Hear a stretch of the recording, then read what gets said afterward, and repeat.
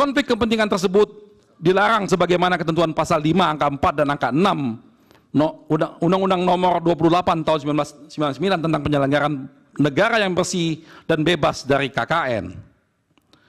Penempatan orang-orang presiden atau all president men dalam lembaga penyelenggaraan pemilu, baik KPU, Bawaslu, dan DKPP, selain memperlihatkan tindakan yang tidak jujur dan tidak adil, juga memperlihatkan betapa tidak profesionalnya presiden dalam mengelola negara, dan semua hal itu juga bertentangan dengan azas dan prinsip penyelenggaraan pemilu.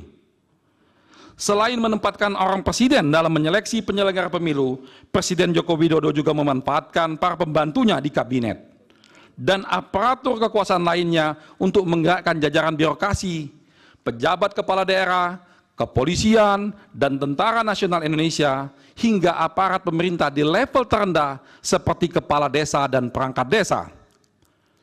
Mereka dikooptasi dan digerakkan untuk pemenangan paslon 02, yaitu Prabowo Subianto dan Gibran Rakabuming Raka, yang merupakan anak dari Presiden Joko Widodo.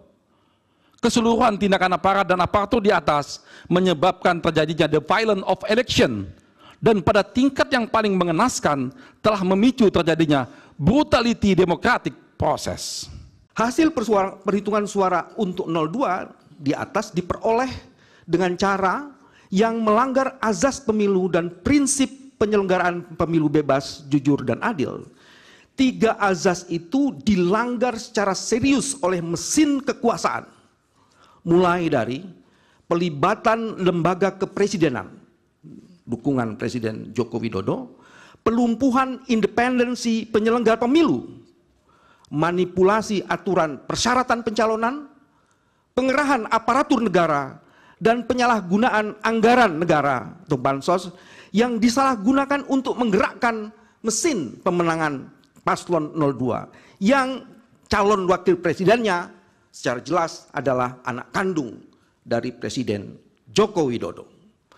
Fakta hukum bahwa dukungan Presiden Joko Widodo dapat dimaknai sebagai manifestasi dari sikap dan perilaku patronasi yang mensugesti peran para menteri di kabinetnya untuk memberikan dukungan terbuka, dan di sebagiannya bahkan ikut terlibat secara intensif di dalam kampanye untuk mendukung putranya sebagai calon wakil presiden. Nepotisme yang dilakukan oleh Presiden Joko Widodo yang kemudian melahirkan abuse of power terkoordinasi guna memenangkan pasangan calon nomor urut 2 dalam 1 putaran. Nepotisme yang dilakukan oleh Presiden Joko Widodo dalam Pilpres 2024 dilakukan begitu rapi, secara terstruktur, sistematis, dan masif, yang pada akhirnya membuat Pilpres 2024 hanya menjadi aksi teatrikal belaka. Anggaran negara dihabiskan, etika diabaikan, demokrasi dirusak. Demi apa semua ini dilakukan? Jawabannya sekali lagi hanya satu: memenangkan pasangan calon nomor urut 2 dalam 1 putaran. Sebut namanya sebagai apa, abuse of power dan lain sebagainya. Di abuse of power apa untuk apa?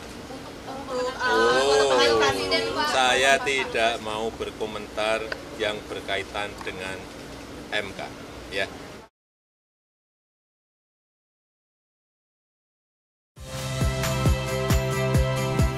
Saya Liviana Cerlisa. Saksikan program-program Kompas TV di siaran digital, pay TV, dan media streaming lainnya. Kompas TV, independen, terpercaya.